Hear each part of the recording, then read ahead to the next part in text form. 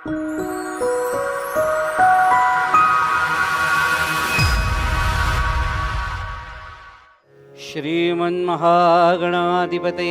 नमः। वक्रतुंड महाकाय सूर्यकोटि समप्रभ निर्विघ्नं कुरु मे देव सर्वकार्येषु सर्वदा। या कुन्देन्दुतुषारहारधवला या शुभ्रवस्त्रावृता या वीणावरदण्डमण्डितकरा या श्वेतपद्मासना या ब्रह्माच्युतशङ्करप्रभृतिभिः देवैः सदा वन्दिता सा मां पातु सरस्वती भगवती निःशेषजाड्यापः। गुरुर्ब्रह्मा गुरुर्विष्णुः गुरुर्देवो महेश्वरा गुरुस्साक्षात् परब्रह्म तस्मै श्रीगुरवे नमः। अलंकापुरी पुण्यभूमि पवित्र जिदे नांददो ज्ञानराजा सुपात्र तया आठविता महापुण्यराशी नमस्कार माझा सद्गुरु ज्ञानेश्वरासी। जयाचा जनी जन्मनामात झाला जयाने सदा वासनामात केला जयाच्या मुखे सर्वदा नाम कीर्ती। नमस्कार त्या ब्रह्मचैतन्यमूर्ती या देवी सर्वभूतेषु मातृरूपेण संस्थिता। नमस्तस्यै नमस्तस्यै नमस्तस्यै नमो नमः। सर्वेऽपि सुखिनः सन्तु सर्वे सन्तु निरामयाः सर्वे भद्राणि पश्यन्तु मा कश्चित् दुःखमाप्नुयात्। श्रीमातृपितृचरणकमलेभ्यो नमः। सर्वेभ्यो देवेभ्यो ब्राह्मणेभ्यो नमो नमः। सद्गुरुनाथ श्रोता वक्ता श्री जानके जीवन स्मरण जय जय राम जय जय रघुवीर समर्थ गोपाल कृष्ण भगवान के जय। मंगलमूर्ति मोरया अवधूत चिंतन श्री गुरुदेव दत्त। हृदय हृदयना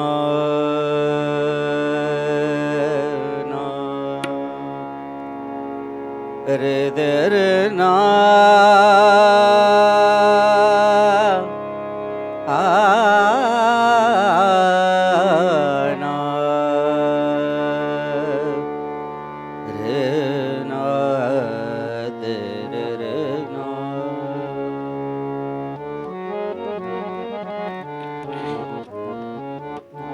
हरे जय जय राम राम कृष्ण हरे हरे जय जय राम राम कृष्ण हरे हरे हरे जय जय राम जय जय राम कृष्ण हरे जय जय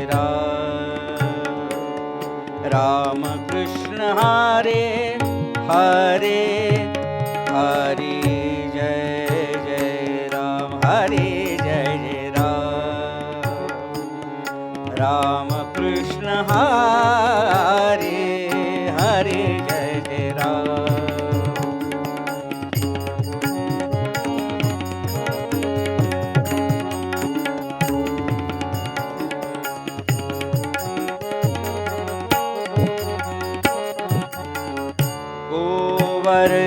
गोवर्धनधर गोपालनरत गोवर्धनधर गोपालनरत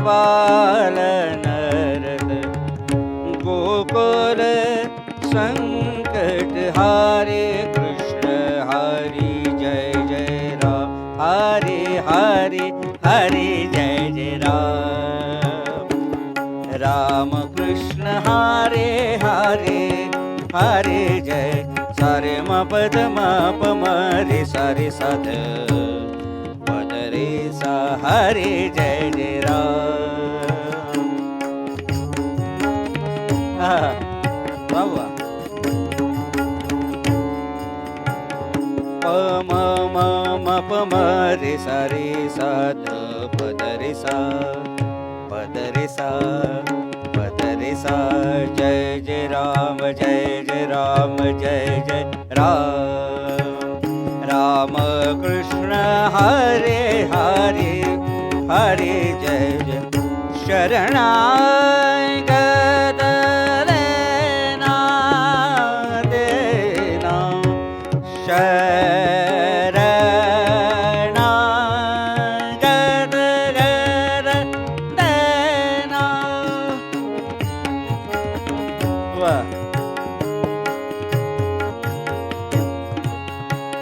शरणागत तिनागत देना, शरणागत देना देना.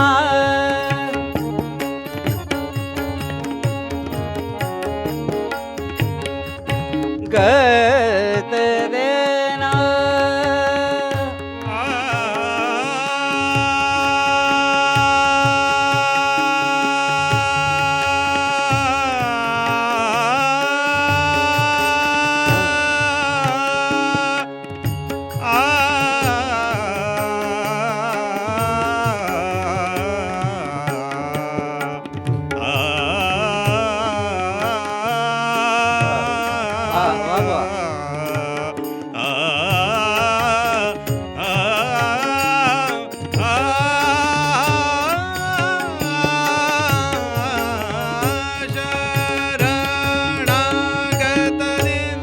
चरणी नेगी करुणा दृष्टि निहारी. जय जय राम जय जय राम हरि जय जय राम. राम कृष्ण हरे हरे जय जय राम. राम कृष्ण हरे हरे जय जय राम. राम कृष्ण हरे हरे जय जय राम. राम कृष्ण हरे हरे जय जय राम. हरे जय जय राम. जय जय राम. रूप भगदालोचनी रूप भगदालोचनी रूप भगदालोचनी रूप भगदालोचनी. वा. लोचनी लोचनी लोचनी लोचनी लोचनी रूप भगदालोचनी. सुख झाले हो साजणी सुख झाले हो साजणी. तो हा विठ्ठल बरवा तो हा विठ्ठल बरवा बरवा.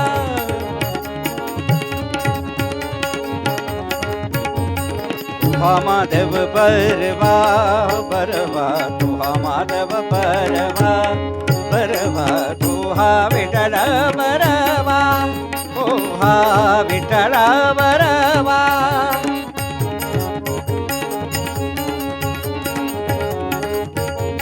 सर्व सुखाचे आगर हागर सर्व सुखाचे आगर सर्व सुखाचे आगर.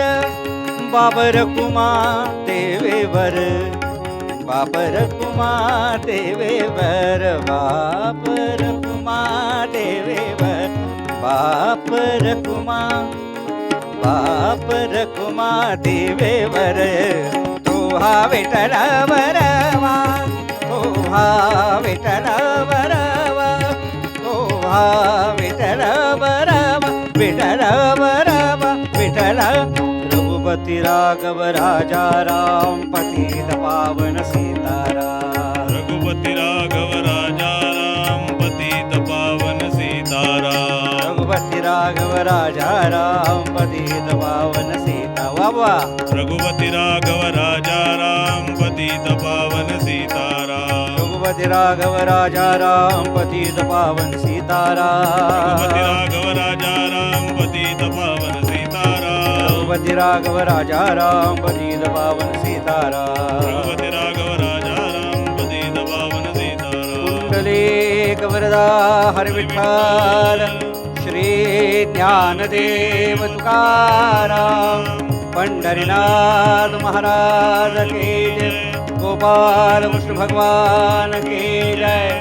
जय जय रघुवीर समर्थ मंगलमूर्ती मोरया.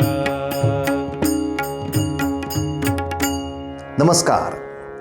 जुन्या विद्वान कीर्तनकारांच्या कीर्तनाच्या आनंदासह नवीन अनेकांना या कीर्तनाचं व्यासपीठ उपलब्ध करून देणारा एकमेव यूट्यूब चॅनल कीर्तन विश्व. या कीर्तन विश्वचा प्रकल्प 12 वर्ष चालणार आहे. पैकी 5 वर्ष पूर्ण झाली आहेत. अनेक नवीन कीर्तनकार, अनेक नवनवीन विषय, अनेक नवनवीन मालिका आपण त्यामध्ये सादर केल्या आहेत. तेव्हा हा प्रकल्प आता पूर्णत्वाकडे जाण्यासाठी शक्यतो जेवढी शक्य असतील तेवढी कीर्तनं आपण प्रायोजित करा असं आवाहन करतो. प्रायोजित करणं शक्य नसेल तर यथाशक्ती जी काही आपल्याला मदत करता येईल ती जरूर करा. आणि या आर्थिक मदतीबरोबरच आणखीन एक, आपल्याकडे जुन्या कीर्तनकारांच्या काही संहिता उपलब्ध असतील तरी आमच्याकडे पाठवा. कारण सगळ्या नवीन कीर्तनकारांच्यासाठी एक मोठी कीर्तन संहितांची बँक तयार करण्याचा सुद्धा आम्ही प्रकल्प करतो आहोत. आणि अनेक जुन्या जाणत्या वेगवेगळ्या पठडीतल्या कीर्तनकारांची कीर्तनं ही रेकॉर्ड व्हावीत, आर्काईव्ह व्हावं या दृष्टीनं आपला हा प्रयत्न चालू आहे. तेव्हा असे कोणी कीर्तनकार असतील तरी त्यांची सुद्धा माहिती पाठवा. कार्यालयाचे नंबर आपल्या समोर आहेत. तेव्हा या प्रकल्पासाठी शेअर करा, सबस्क्राईब करा. हा तर विषय महत्त्वाचा आहेच, पण प्रायोजित करा आणि याचबरोबर अनेकांना या प्रकल्पामध्ये जोडून कीर्तन विश्वची बळकटी वाढवत राहा, एवढीच आपल्या सगळ्यांना प्रार्थना. रे देना देना रे दे रे ना रे ना ना रे ना. भक्ती आकळीला दया घन, भक्ती आकळीला दया घन, भक्ती आकळीला दया घन. पार्थरते सारथ्य करे जो, पार्थरते सारथ्य करे जो.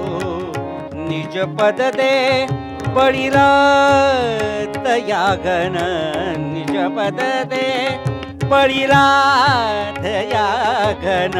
भक्ती आकळीला दया घन, भक्ती आकळीला. वा वा वा.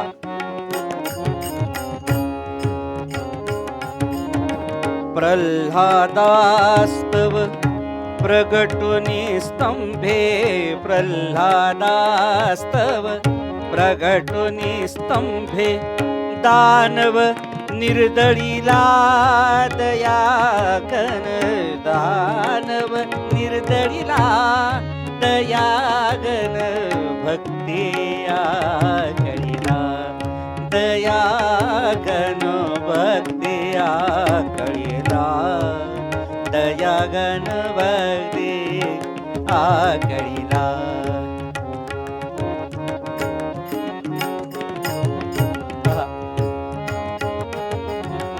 रुक्मिणीकेच्या तुलसी दलाने, रुक्मिणीकेच्या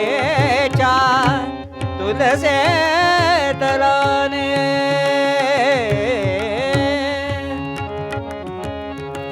रुक्मिणीकेच्या तुलसी दलाने. गिरिधर प्रभु तुळीला, गिरिधर प्रभु तुळीला दया घन. भक्ती आकळीला दया घन, भक्ती आकळीला दया घन. भक्ती आकळीला दया घन, भक्ती आकळीला आकळीला आकळीला दया घन. सीताकांत स्मरण जय जय राम. ज्या ज्या ठिकाणी मन जाय माझे, त्या त्या ठिकाणी निज रूप तुझे. मी ठेवितो मस्तक ज्या ठिकाणी, तेथे तुझे. सद्गुरु पाय दोन्ही, सद्गुरुनाथ महाराज के जय.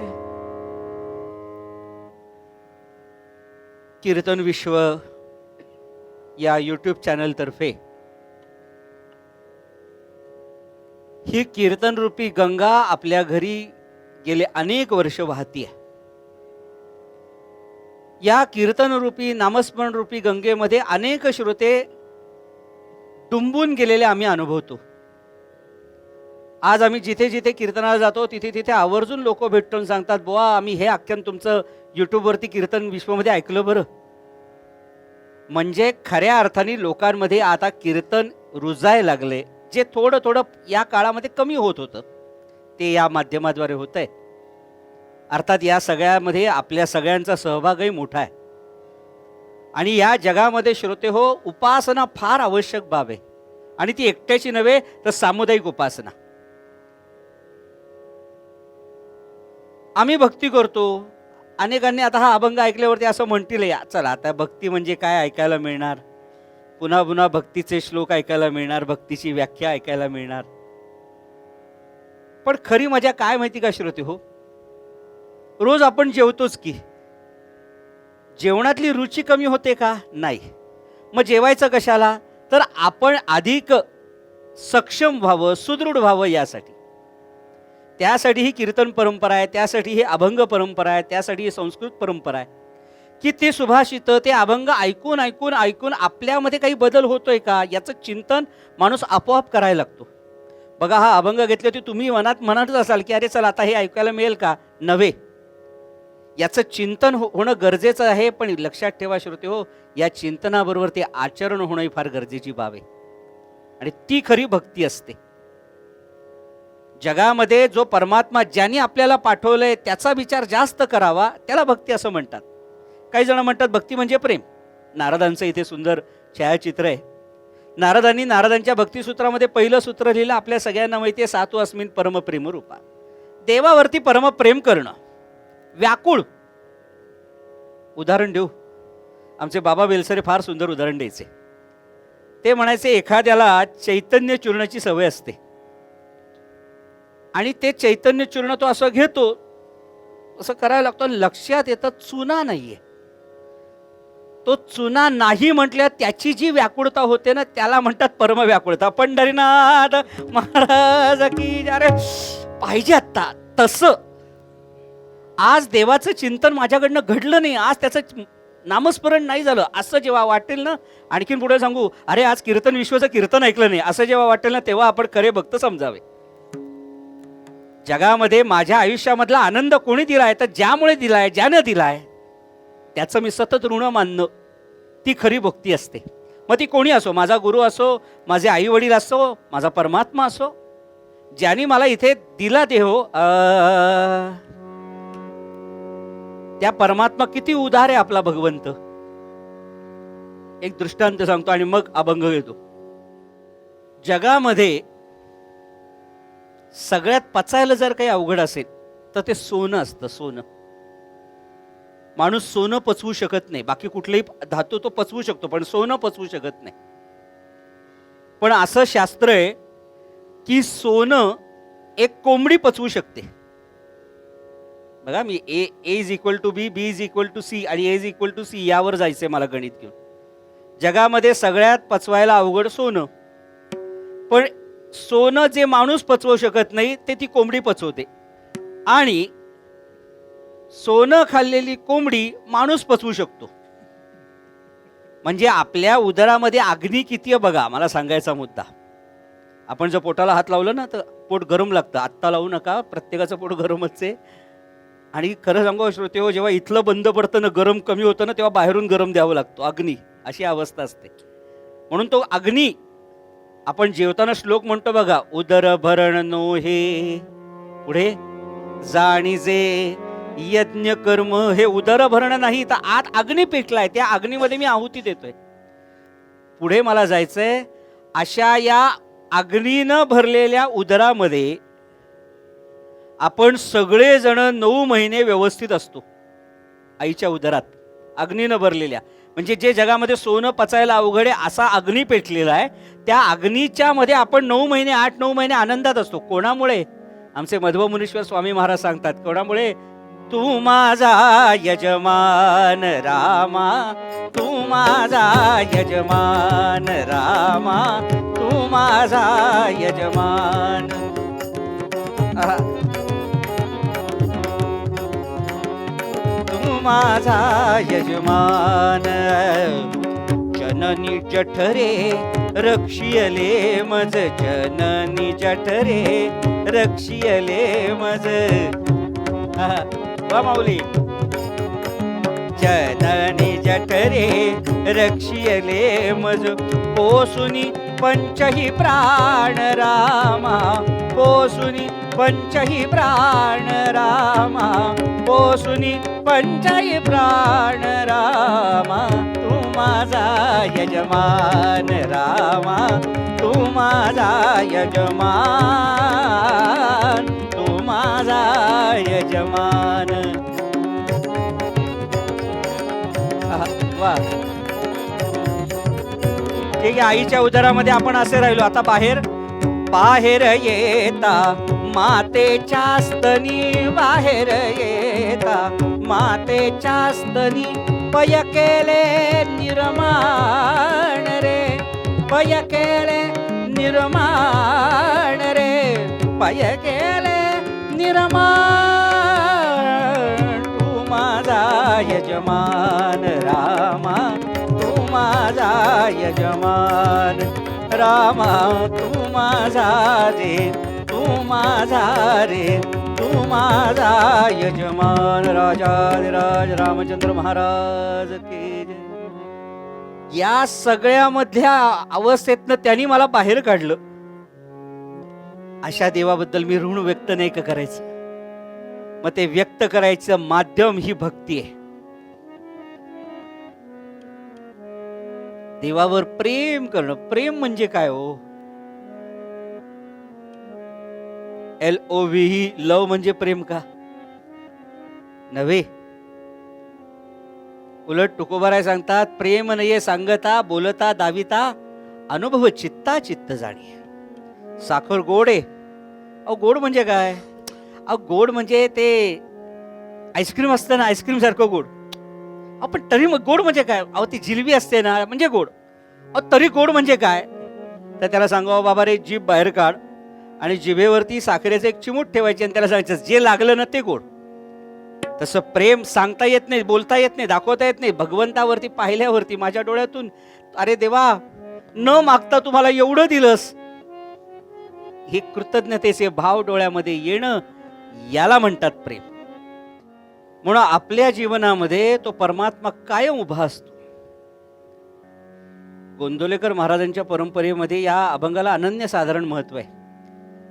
भक्ती आकळीला परमात्मा भक्तीनच बांधला जातो, बाकी तो कुठेही सापडत नाही.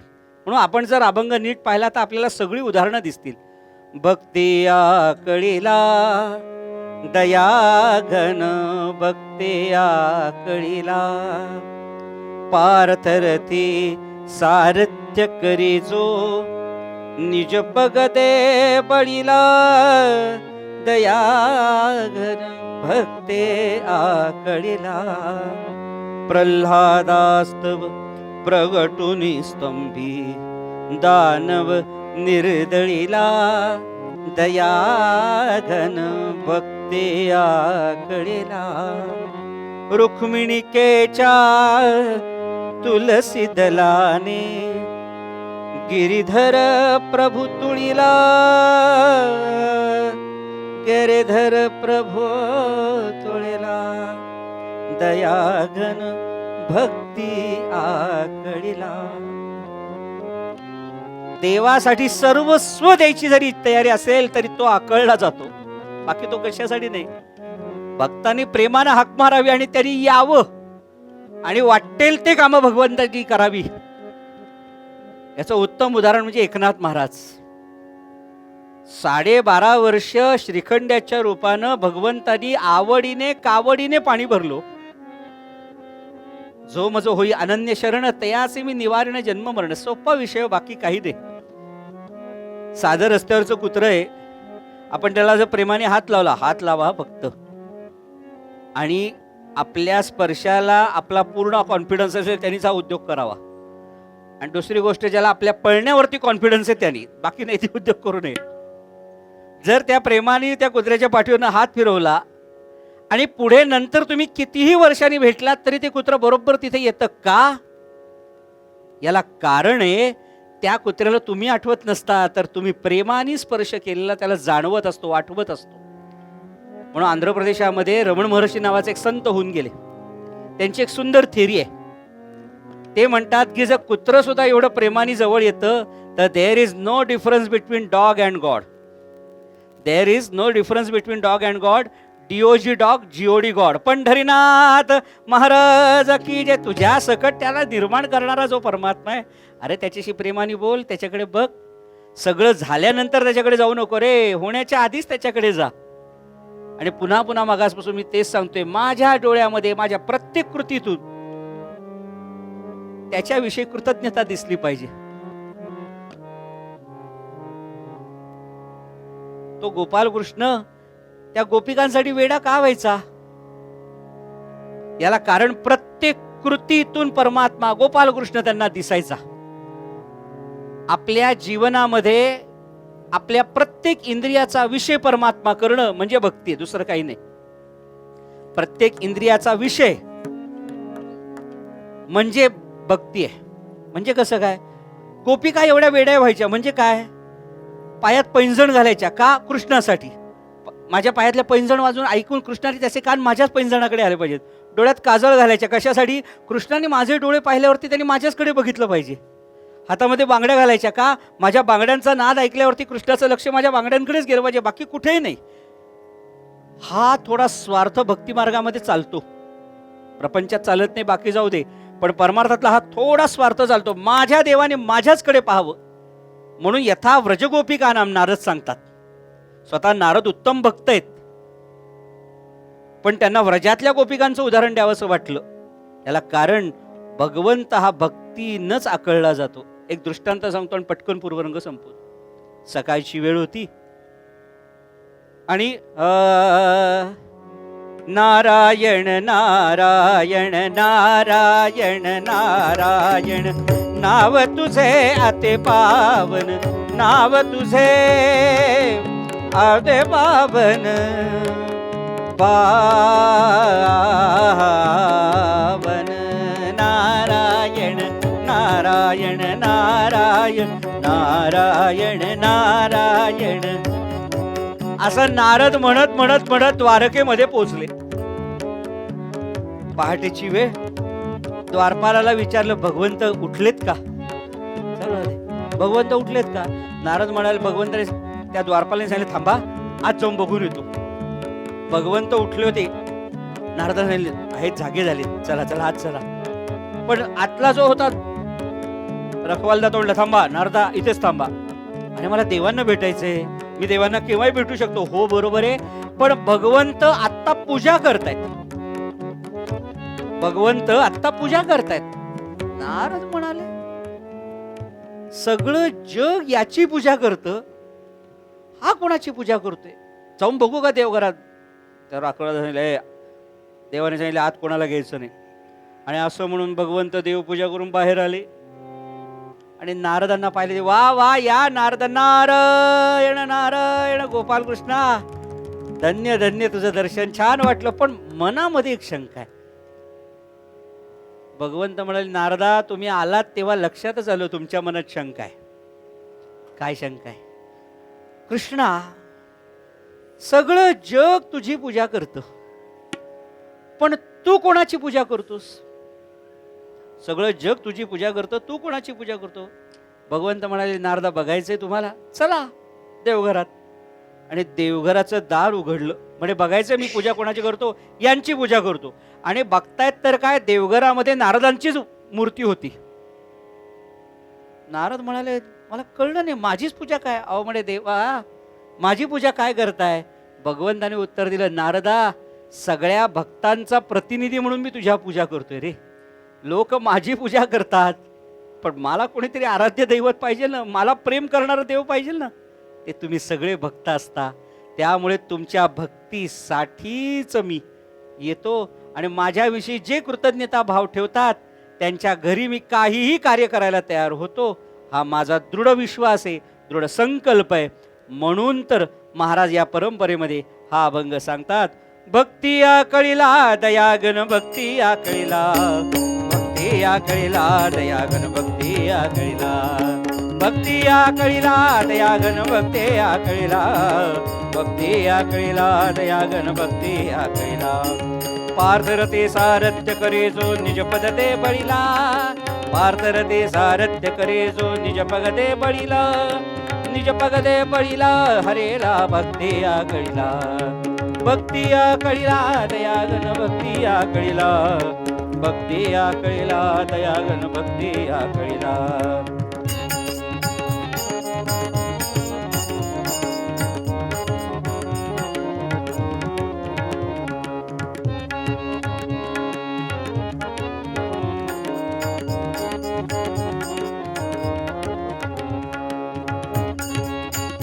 दयागन भक्ती आकळीला, भक्ती आकळीला दयागन भक्ती आकळीला, भक्ती आकळीला दयागन भक्ती आकळीला, भक्ती आकळीला दयागन भक्ती आकळीला.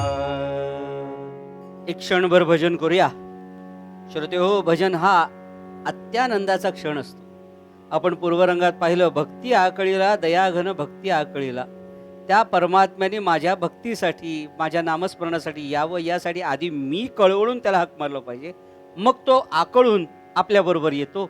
याच्यासाठी आख्यान पाहिजे. पण तत्पूर्वी एक क्षणभर भजन करूया आणि म्हणूया, नारायण नारायण श्रीमन्नारायण, नारायण नारायण नारायण.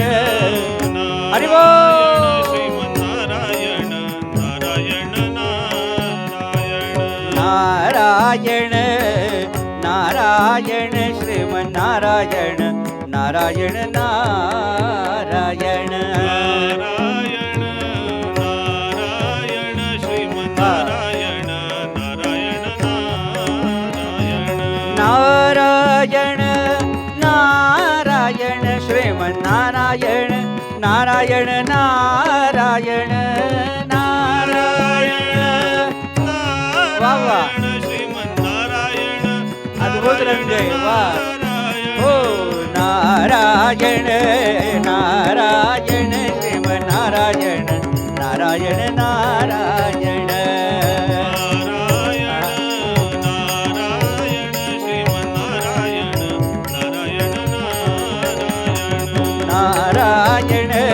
नारायण श्रीमन्नारायण, नारायण नारायण.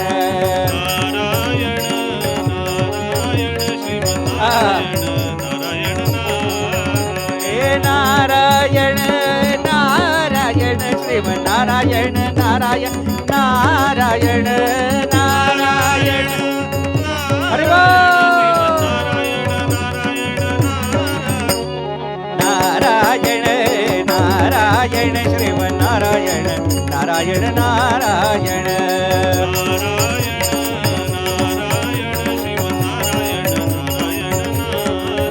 श्रीमन्नारायण, नारायण नारायण श्रीमन्नारायण, नारायण नारायण. राजाधिराज रामचंद्र महाराज की जय. गोपाल कृष्ण भगवान की जय. जय जय रघुवीर समर्थ.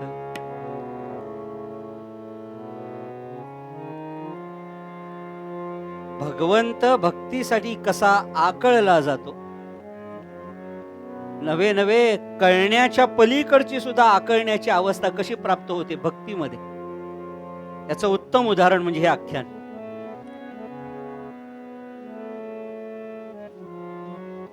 ज्या घरे हरीचा कर आहे, त्या घरे हरी चाकर आहे. ज्या घरी हरीचा कर नाही, त्या घरी हरी चाकर नाही. भगवंताचा वरद हस्त ज्या घरावर असतो, घराण्यावर असतो, भगवंत तिथे चाकर म्हणून काम करतो. याचं उत्तम उदाहरण ज्ञानदेव म्हणे व्यासाची ये खुणे. ज्ञानदेव म्हणे व्यासाची ये खुणे. द्वारकेचे राणे पांडवा घरी पांडवा घरे रे. देवाची द्वारी उभा क्षण भरे. देवाची द्वारी उभा क्षण भरे. भगवंताच्या आधिपत्याखाली पांडवांनी राजसूय यज्ञाची सुरुवात केली. त्या राजसूय यज्ञामध्ये देशोदेशीचे राजे येत आहेत, रजवाडे येत आहेत, लोक येत आहेत, साधू येत आहेत, संत येत आहेत, महात्मे येत आहेत, महर्षी येत आहेत, ऋषी येत आहेत. आणि आपल्या या पाचही भक्तांकडनं भगवंतांनी अद्भुत दान धर्म करून घेतला. राजसूय यज्ञ चालू आहे.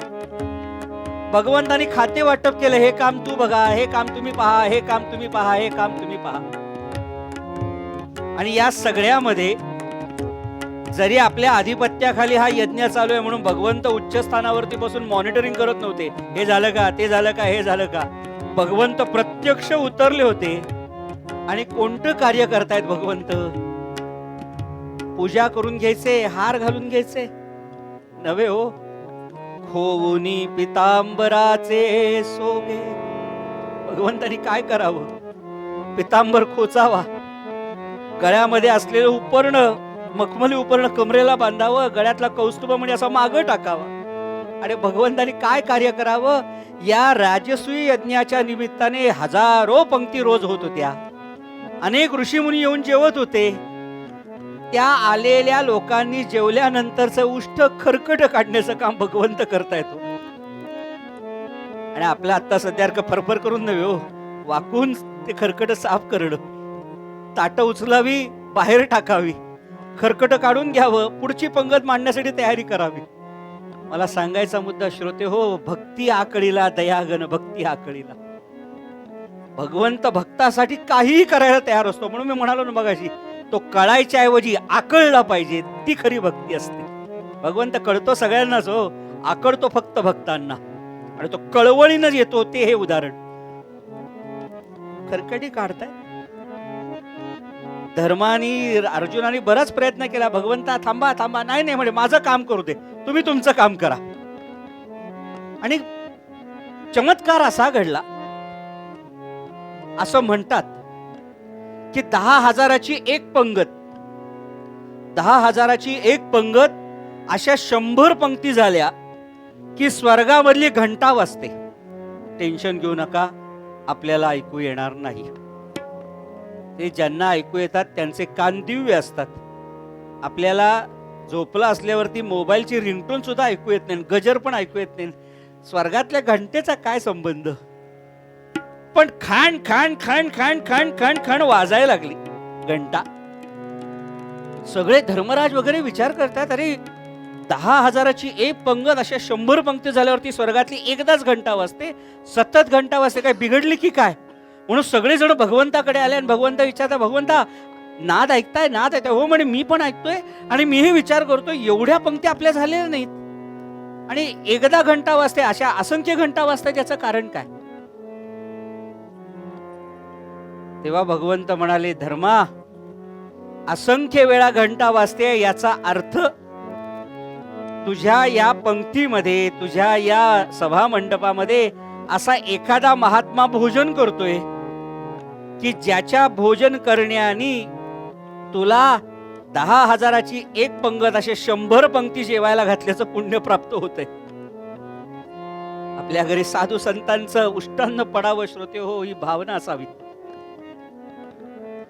ज्या घरामध्ये साधू संत येतात ना, संत चरण लागता सहज वासनेचे बीज जळून जाय.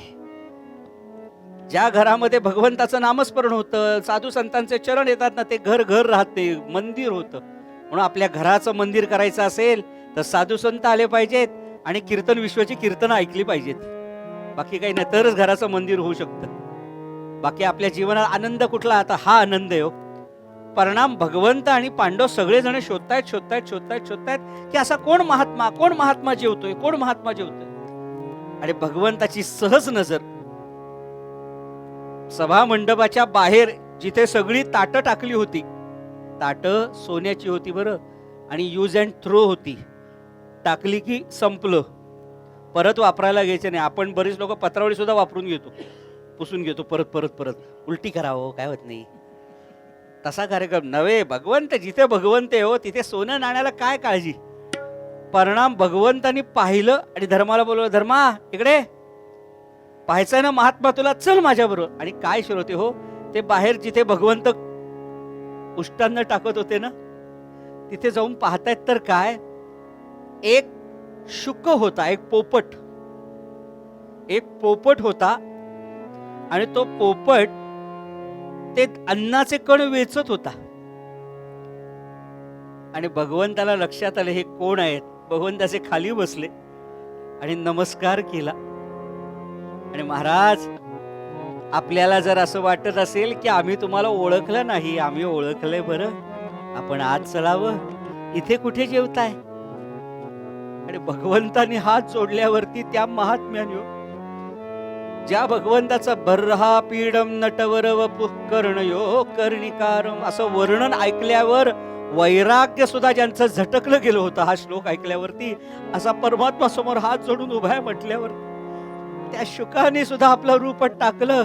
आणि कोण उभे राहिले? शुकदेव भगवान की जय. महर्षी व्यासांचे पुत्र, ज्यांच्या मुखातून श्रीमद भागवत कथा श्रवण केल्यावरती राजा परीक्षित उद्धरून गेला, असे शुकदेव होते. आणि शुकदेव म्हटल्यावरती सगळ्यांनी नमस्कार घातला. महाराज आपण आज चलावं. शुकदेवजी म्हणाले, आतल्या जेवणापेक्षा या जेवणाची रुची वेगळी आहे. का? या जेवणाला प्रत्यक्ष, या पदार्थांना प्रत्यक्ष भगवंताचा स्पर्श लाभलाय. त्यामुळे मी इथेच बरं आहे. नाही आज चला. आत नेलं, उच्चासनावर बसलं आणि भगवंतांनी धर्माला बोलून घेतलं, धर्मा इकडे ये, दादा इकडे या. काय? अरे या राजसूय यज्ञाच्या निमित्तानं काही सन्मान सत्कार करायचे असतात. अनैशा शुकदेवांसारखी ज्ञानमूर्ती आज आपल्या दारामध्ये आली आहे. त्यांना अग्रपूजेचा मान दे, त्यांची पहिली पूजा बांध आणि मग पुढचा यज्ञ सुरू करा. यासारखा महात्मा सापडणार नाही रे. या जगामध्ये शुकदेवांसारखा ज्ञानी, परमज्ञानी, परमविरागी माणूस सापडणार नाही. आणि तो अनैशा आपल्या यज्ञात आपणून आलाय. तसं सोडू नका. सत्कार करा, आनंद करा. आणि परिणाम शुकदेवांनी सत्कार समारंभ झाला. भगवंतांनी पूजा बांधली. मी मगाशी म्हटलो ना, भगवंत भक्ताची पूजा बांधतो. पूजा बांधून झाली. शुकदेवांनी आनंदाने आशीर्वाद देत शुकदेव तिथून निघून गेले. पुढे यज्ञ सुरू झाला. आता प्रश्न असा पडला,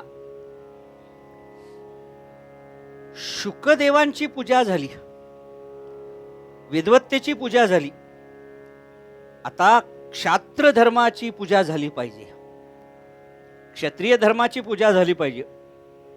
आणि या जगामध्ये सर्वोत्तम पराक्रमी, सर्वोत्तम क्षात्र धर्म सांभाळणारा एकमेव माणूस ते म्हणजे पितामह भीष्म. आणि पितामह भीष्मांची आता पूजा करायची. पितामह भीष्मांना क्षत्रिय तेजाचा, अग्रपूजेचा मान द्यायचा, म्हणून 5ही पांडव भीष्मांकडे आले. आजोबांना नमस्कार केला. पितामह नमस्कार. विजयोस्तु.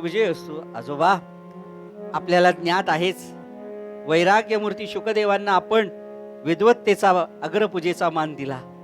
तसा क्षात्र धर्माचा, अग्रपूजेचा मान, पराक्रमी पूजेचा मान, अग्रपूजेचा मान आपल्याला द्यायची इच्छा आहे. कृपया आपण त्याचा स्वीकार करावा. भीष्म म्हणाले, काय म्हणालास? अग्रपूजेचा मान मला? आणि कशासाठी? पराक्रमासाठी, क्षात्र तेजासाठी. धर्मा असा धर्मा, बाळा अजून लहान आहेस रे तू. अरे या जगामध्ये तुला मीच दिसलो का? अहो नाही, तुमच्यासारखं या जगामध्ये कोणीही पराक्रमी नाही. भीष्मांच्या या हसण्याचा अर्थ कळला.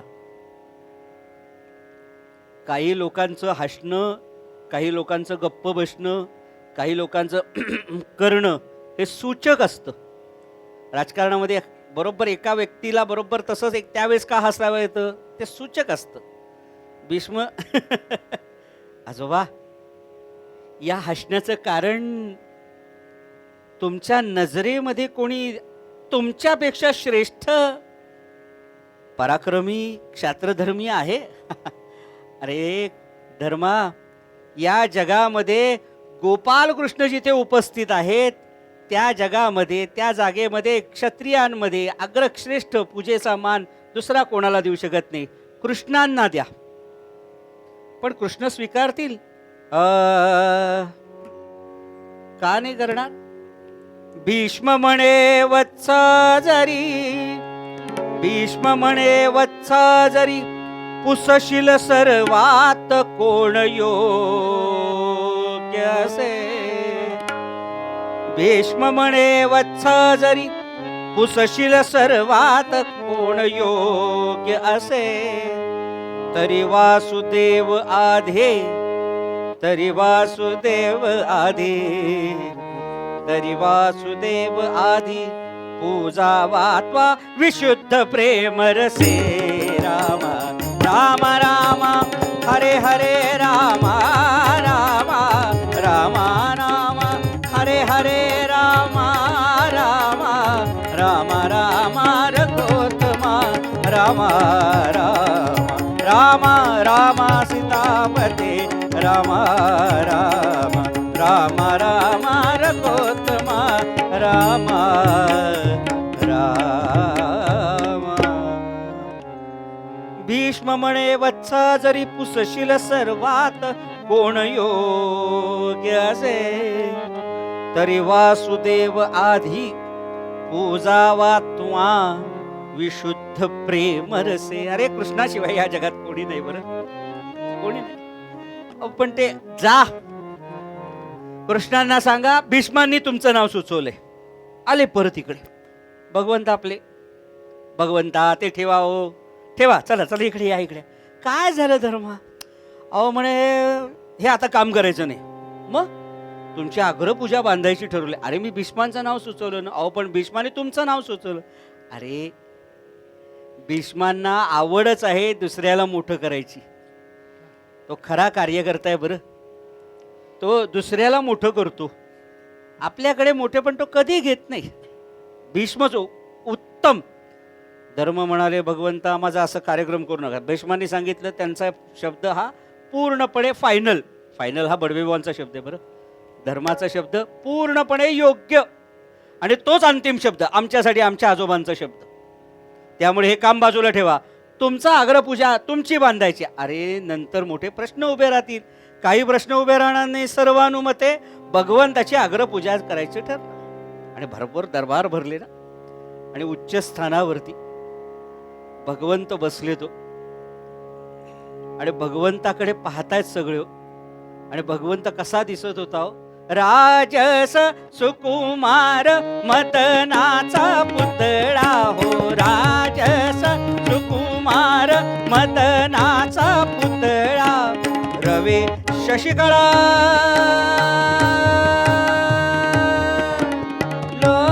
लोपलिया. रवे शशिकळा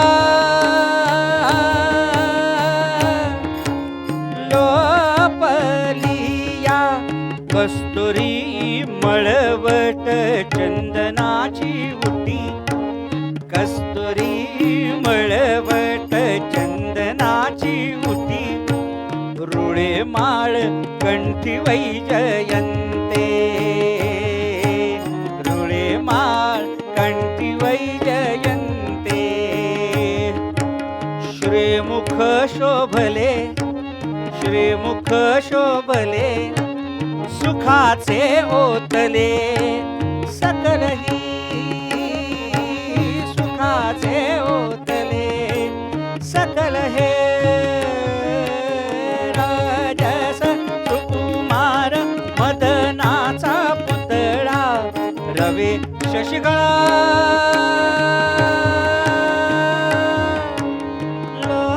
लोपलिया.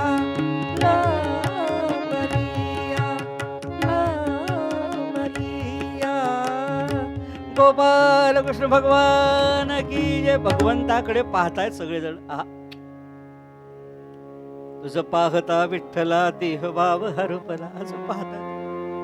आणि भगवंताची ती गोड छवी आपल्या नजरेतून आपल्या हृदयामध्ये साठवून ठेवतात. असे भगवंत इतके गोड.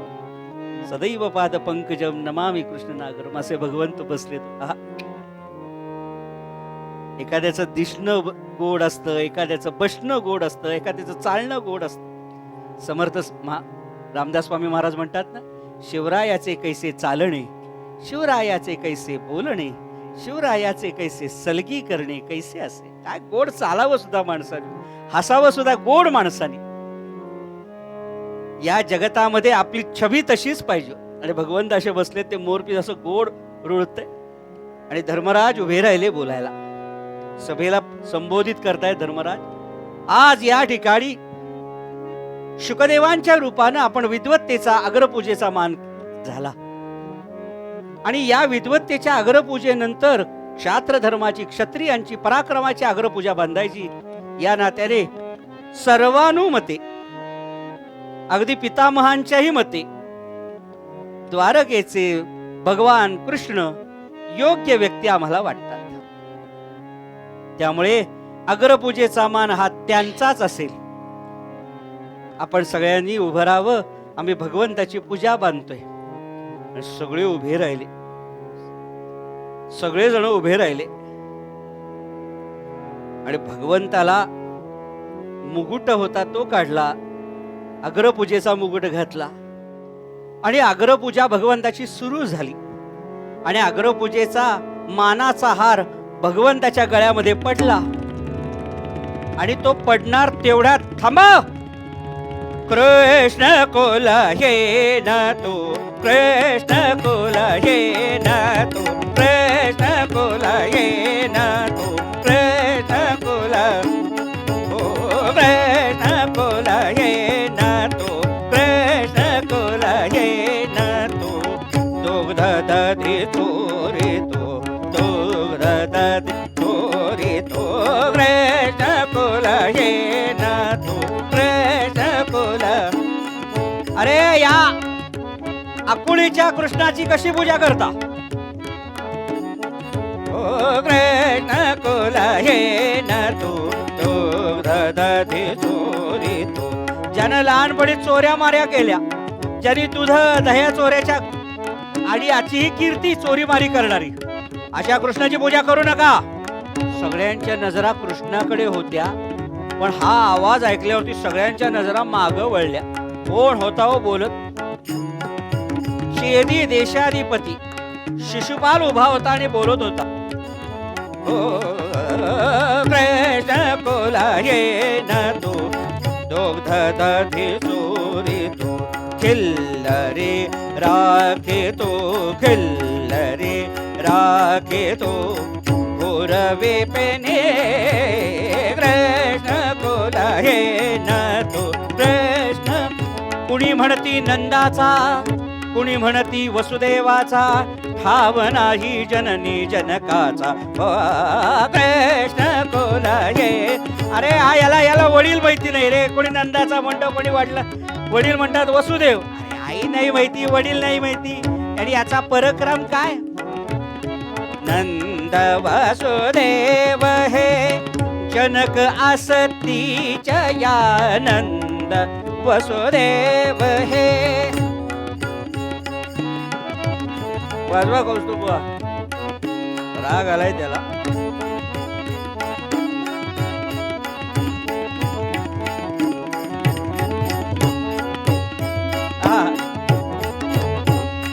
वसुदेव हे नंद वसुदेव हे जनक असती जया, मारेले वादना, मारेले वादना, नारे असोने.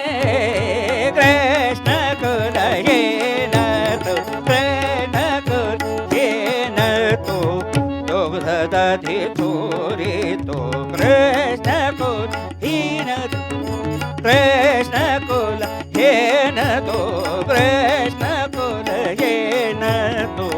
प्रणाम सगळे शिशुपालाकडे पाहताय. अरे काय बघताय, खाली उतरवा त्याला.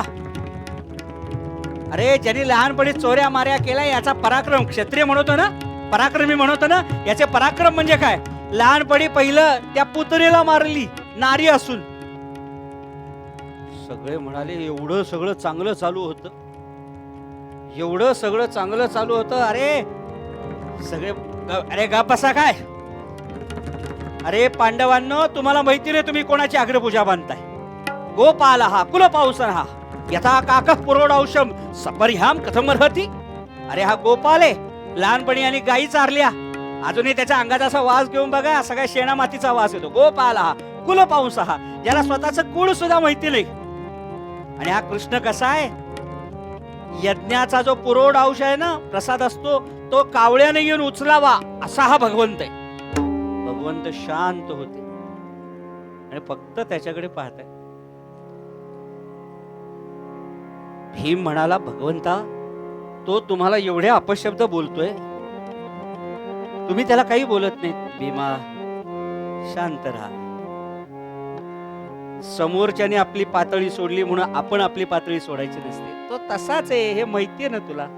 तरी तेव्हा तुम्ही ऐकून कसे, अरे ठीक आहे ठीक आहे ठीक, ऐकून घ्या ऐकून घ्या. अरे आणि हा तावाने बोलायला लागला. जे इतक्या वेळ कृष्णाच्या आणि सगळ्या रूपामध्ये होते ते आता याच्या बाजूने आल्यावर यांनाही वाटत चेव चढला, आपल्या पार्टीतला कोणतरी आलो. त्यामुळे भीम, बाजूचे सगळे होते ना दुर्योधन वगैरे, ते इकडे उभे राहिल्या. बोल बोल बोल बोल बोल, आम्ही आहोत तुझ्या बरोबर. हा उभा राहून बोला, अरे आई लग्नात लोकांच्या बायका पळवतो हा. सगळे म्हणाले म्हणजे आज यांची जी पत्नी आहे ना रुक्मिणी, ती माझी होणार होती पण आई लग्नात पळून नेली. याचं दुःख खरं ते होतं. परिणाम असा हा कृष्ण उतरवा त्याला खाली. अरे इथे एवढे दुर्योधन, कर्ण, कृपाचार्यांसारखे माणसं आहेत, द्रोणाचार्यांसारखे माणसं आहेत, त्यांची पूजा बांधायची सोडून याची कुठली पूजा करता. शेवट सगळे जण समजवतात, अरे नंतर बोल. हा ऐकायला तयार नाही. शेवट धर्म होता. धर्म शिशुपालाच्या जवळ आले, म्हटले ए बेटा बेटा, अरे ऐकून घे काय, ऐकून घे काय, ऐकून घे. बहुसांत्वन धर्म करी, बहुसांत्वन धर्म करी, नवळे न शमे तथापि तो चैत्य. बहुसांत्वन धर्म करी, नवळे न शमे तथापि तो चैत्य. मरणाऱ्या रोग्याला काय करील जाणता भला वैद्य रामा. धर्मराज सांगताय, बाळा बेटा ऐकून घेणार नाही. याला आज कृष्णाला काही करून खाली उतरवीन. शेवट मरणाऱ्या रोग्याला काय करील जाणता भला वैद्य. जो मरणाच्या काठावरती पोचलेला रोगी आहे, मग वैद्य काय म्हणतो, जाऊ दे आता संपलाय कार्यक्रम. आणि भगवंत असे बसलेत आणि असे मोजतायत. अर्जुन म्हणतो, कृष्णा हे मोजतोयस काय? अर्जुना याचे अपराध मोजतोय. म्हणजे अरे याच्या आईला मी शब्द दिला होता, याच्या मातोश्रीला, की याचे 100 अपराध होत नाही तोपर्यंत हा अभय आहे. पण एकदा का 100 अपराध उलटले तर मी काही करू शकत नाही. म्हणजे कृष्णा तुला म्हणायचंय काय, अरे हा आमचा नाते भाऊ नात्यातला, आणि या जन्माला आला ना तेव्हा याला 3रा डोळा होता, आणि मी आपला भाऊ आलाय जन्माला म्हणून मी बघायला गेलो आपला, आणि याला उचलून घेतलं, आणि याने मला पाहिलं, मी याला पाहिल्यावरती याचा 3रा डोळा जो होता गळून पडला. तेव्हा आई याची पळत आली आणि म्हणाली, कृष्णा घात झाला का? अरे म्हणे हा जन्माला आल्यावरती याला हा 3रा डोळा पाहिल्यावरती मला वाईट वाटलं होतं, काय होणार.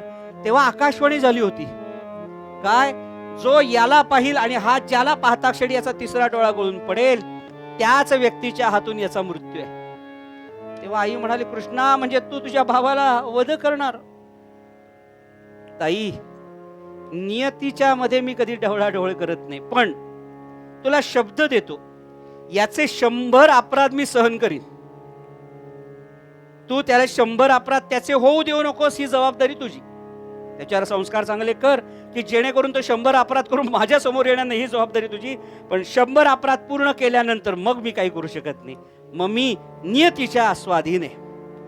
परिणाम हा उभं राहून सांगतो, यथा का प्रौढौषम सपर्याम कतमहती.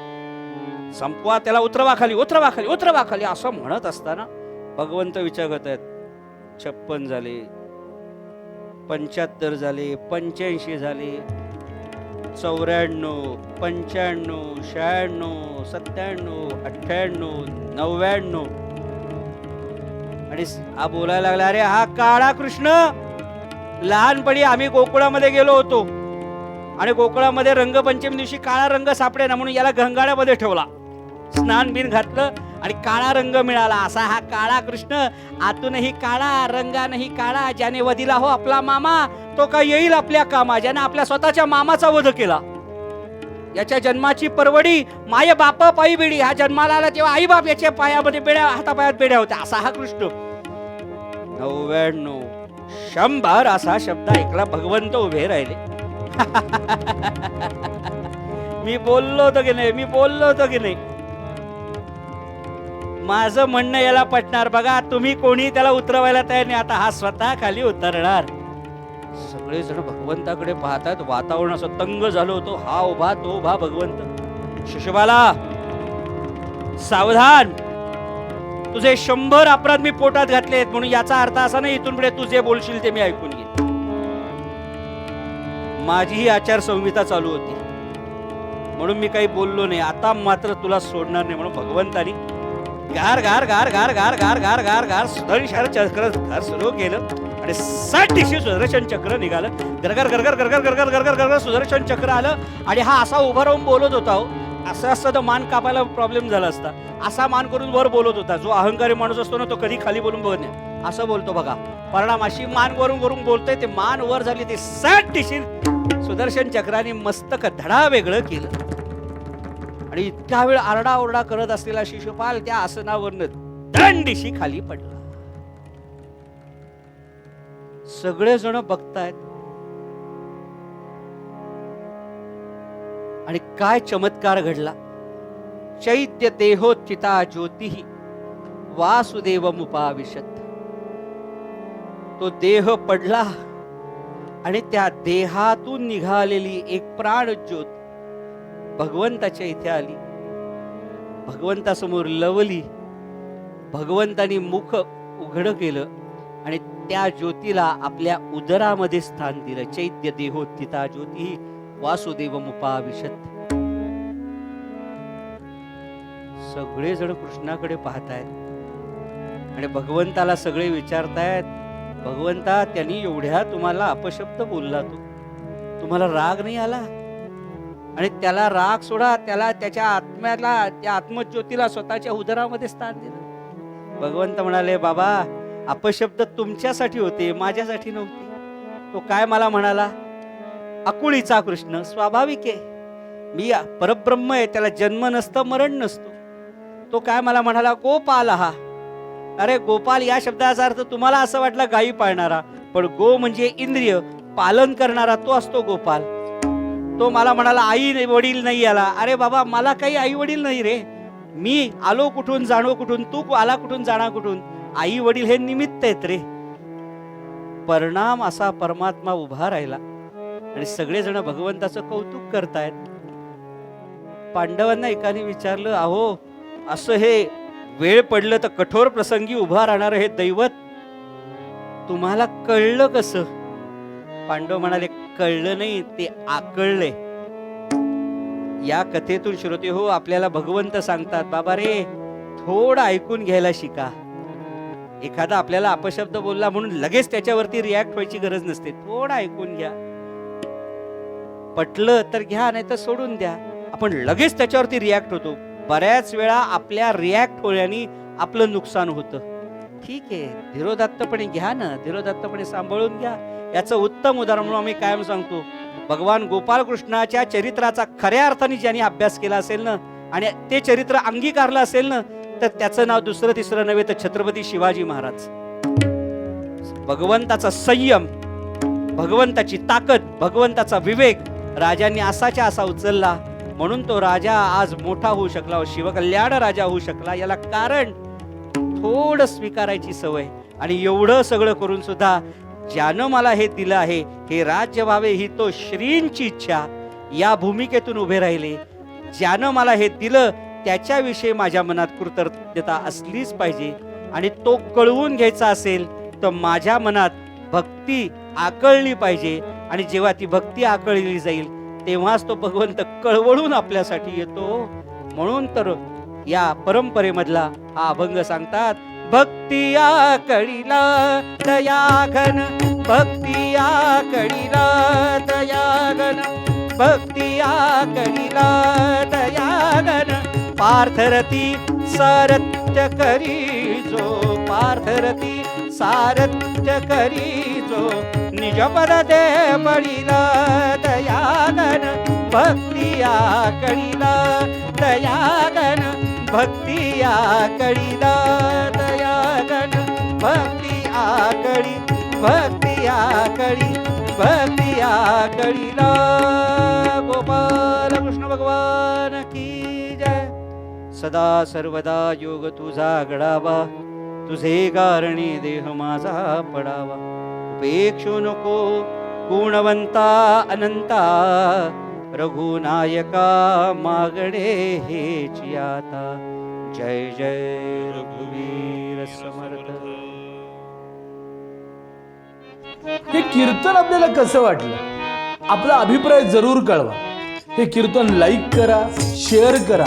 अधिकाधिक लोकांपर्यंत ही कीर्तनाची परंपरा पोहोचण्यासाठी आम्हाला सहकार्य करा. कीर्तन विश्व हे यूट्यूब चॅनल गेली 4 वर्ष अव्याहतपणे सुरू आहे. आपल्या सर्वांच्या मदतीनं, सहकार्यानं कीर्तन विश्व यूट्यूब चॅनल अधिकाधिक लोकांपर्यंत पोहोचत आहे, लोकप्रिय होत आहे.